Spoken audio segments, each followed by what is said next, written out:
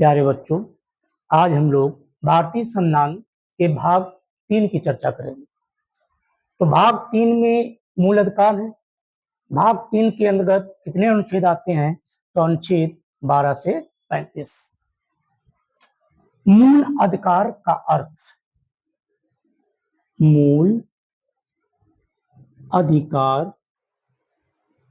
का अर्थ। मूल अधिकार का अर्थ क्या है? मानव में प्राकृतिक एवं अप्रतिदेय अधिकार। मानव में प्राकृतिक एवं अप्रतिदेय अधिकार। तो इस तरह मूल अधिकार का अर्थ क्या है? मानव में प्राकृतिक एवं अप्रतिदेय अधिकार। मूल अधिकार उद्देश्य क्या है? मूल अधिकार के उद्देश्य क्या है? तो व्यक्तिगत स्वतंत्रता को सुनिश्चित करना। उद्देश्य में व्यक्तिगत स्वतंत्रता को सुनिश्चित करना।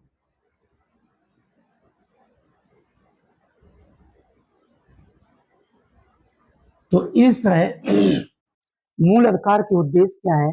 व्यक्तिगत स्वतंत्रता को सुनिश्चित करना। मौलिक अधिकारों को मूल अधिकार किस देश से लिए गए हैं? तो मूल अधिकार अमेरिका से लिया गया। अमेरिका। तो इस तरह मूल अधिकार जो है वो अमेरिका से लिया गया।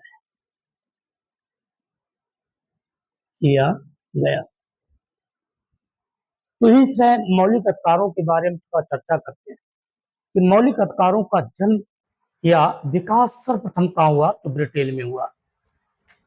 तो मूल अधिकार का विकास सर्वप्रथम ब्रिटेन में हुआ। तो इस तरह मूल अधिकार का विकास सर्वप्रथम किस देश में हुआ? तो ब्रिटेन में हुआ। ब्रिटेन के एक सम्राट जॉन थे। सम्राट जॉन ने इन मौलिक अधिकारों, इन मूल अधिकारों मैग्ना कार्टा कहा। तो ब्रिटेन के सम्राट जॉन ने मौलिक अधिकारों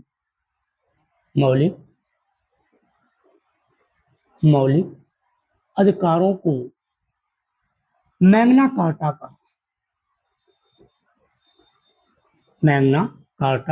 कहा। इस मौलिक अधिकारों के उल्लंघन की वजह से फ्रांस के सम्राट लुईस 16 को फांसी की सजा दी गई।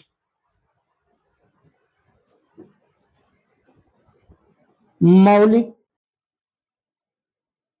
अधिकार के उल्लंघन की वजह से फ्रांस के सम्राट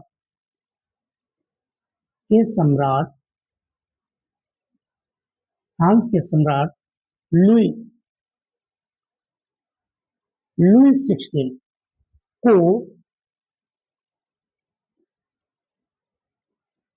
फांसी की सजा दी गई। अमेरिका के संविधान में मौलिक अधिकार नहीं थे।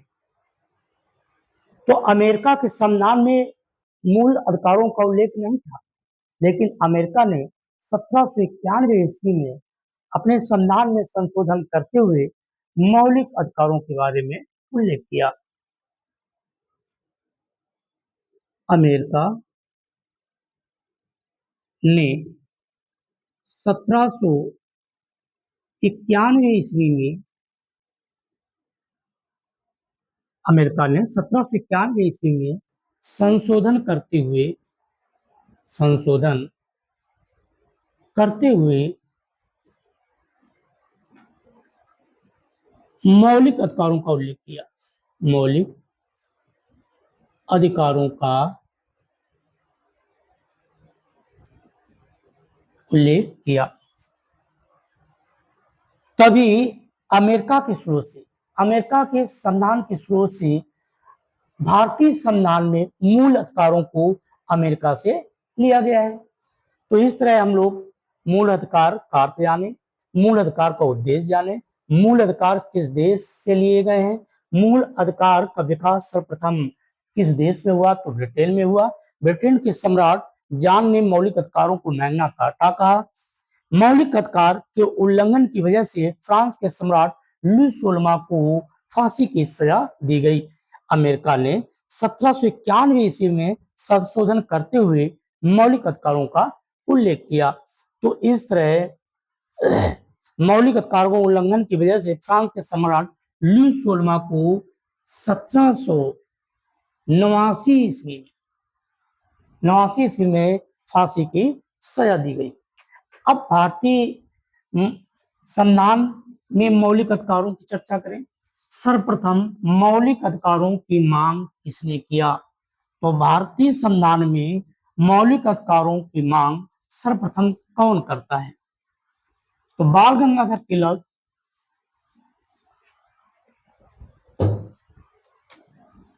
1895 ईस्वी में बाल गंगाधर तिलक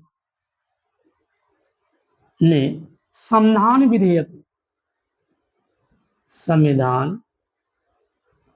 विधेयक में मूल अधिकारों की मांग की। मूल अधिकारों की मांग की।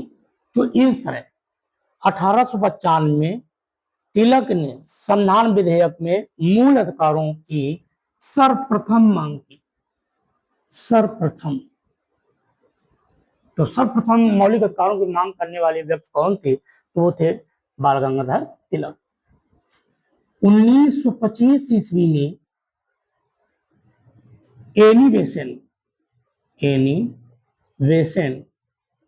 1925 ईस्वी में एनी बेसेंट ने भी होम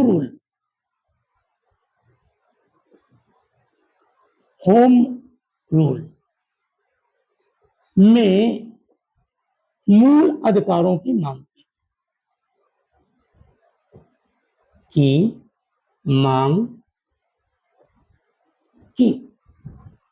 1929 में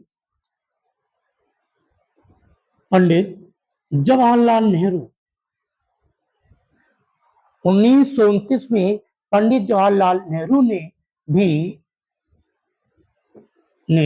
मांग की।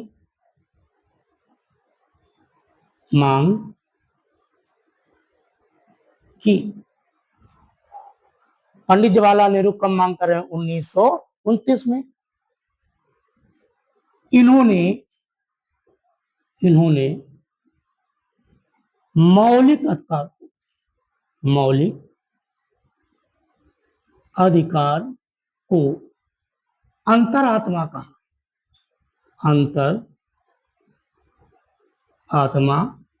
कहा। तभी इन्हें मौलिक अधिकार का जनक कहा जाता है।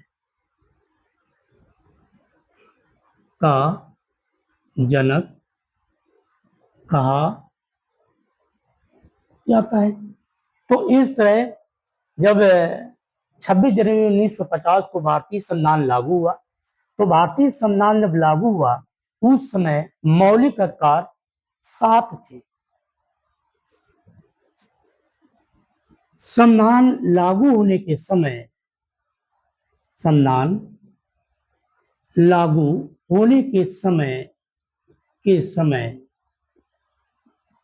मौलिक अधिकार की संख्या 7 थी, 7 थी,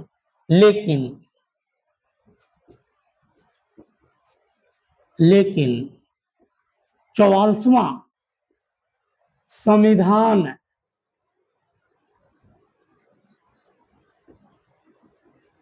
संशोधन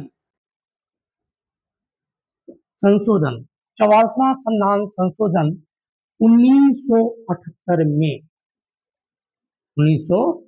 में संपत्ति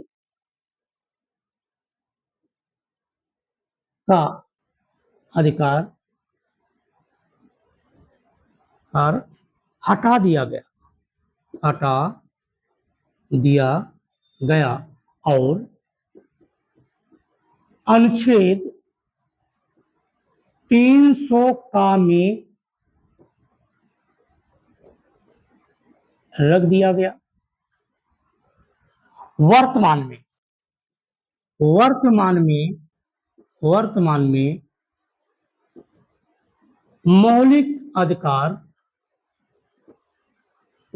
में मौलिक अधिकार की संख्या 6 है। तो इस तरह वर्तमान में मौलिक अधिकारों की संख्या 6 है और लागू होने के समय कितने थे? 7 थे। मौलिक अधिकारों को निलंबित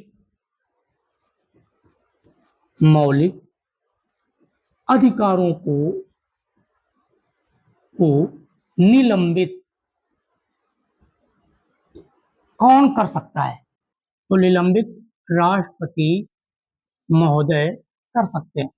तो मौलिक अधिकारों को निलंबित कौन कर सकता है? तो राष्ट्रपति कर सकते हैं। मौलिक अधिकारों में मूल अधिकारों में संशोधन कर सकता है। तो वो कौन है? संसद। तो मौलिक अधिकारों में संशोधन कौन कर सकता है? तो संसद। निलंबित कौन कर सकता है? तो राष्ट्रपति। अनुच्छेद 12 से 35 में प्रतिबंध कौन लगा सकता है? तो संसद। तो इस तरह से मौलिक अधिकारों में संशोधन संसद कर सकती है। अनुच्छेद 12 से 35 जो मौलिक अधिकार है उसमें प्रतिबंध कौन लगा सकता है? संसद। मौलिक अधिकारों को निलंबित कौन कर सकता है? तो राष्ट्रपति। राष्ट्रपति महोदय अनुच्छेद 20 और 21 को आपातकाल के दौरान निलंबित नहीं कर सकते।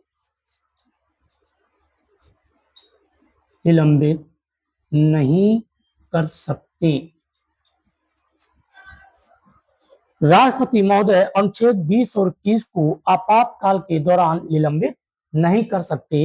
इस तरह संशोधन कौन सा लाया गया? तो इस तरह संशोधन लाया गया था 44वां संविधान संशोधन 1978 में। तो 44वां संविधान संशोधन 1978 में ये लाया गया कि राष्ट्रपति आपातकाल के दौरान अनुच्छेद 20 और 21 को निलंबित नहीं कर सकते। लेकिन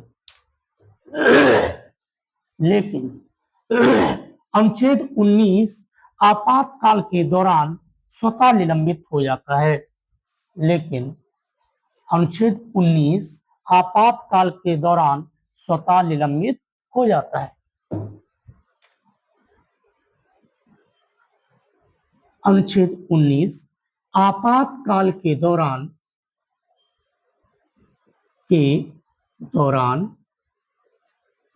स्वतः निलंबित हो जाता है। तो इस तरह आपातकाल के दौरान अनुच्छेद 20 और 21 निलंबित नहीं होते और आपातकाल के दौरान अनुच्छेद 19 स्वतः निलंबित हो जाता है। मौलिक अधिकार राज्य के विरुद्ध प्राप्त है, राज्य के विरुद्ध प्राप्त है। तो मौलिक अधिकारों का यदि हनन होता है तो राज्य के विरुद्ध प्राप्त है ये चीज। मौलिक अधिकार में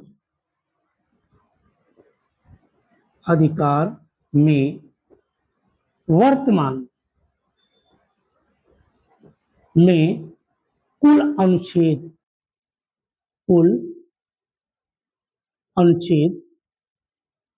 23 हैं। जो 24 हुआ करते थे 31 संपत्ति का अधिकार, उसको हटा दिया गया है। तो इस तरह मौलिक अधिकार में अनुच्छेद की संख्या 24 हुआ करती थी, जो संशोधन करके वर्तमान में 23 है। संपत्ति के अधिकार को हटा दिया गया 44वां संविधान संशोधन 1978 में। मौलिक अधिकारों की रक्षा कौन करता है? सर्वोच्च न्यायालय। तो मौलिक अधिकारों के लिए न्यायालय हम जा सकते हैं। मौलिक अधिकार के लिए सर्वोच्च न्यायालय जा सकते हैं। सर्वोच्च न्यायालय जा सकते हैं।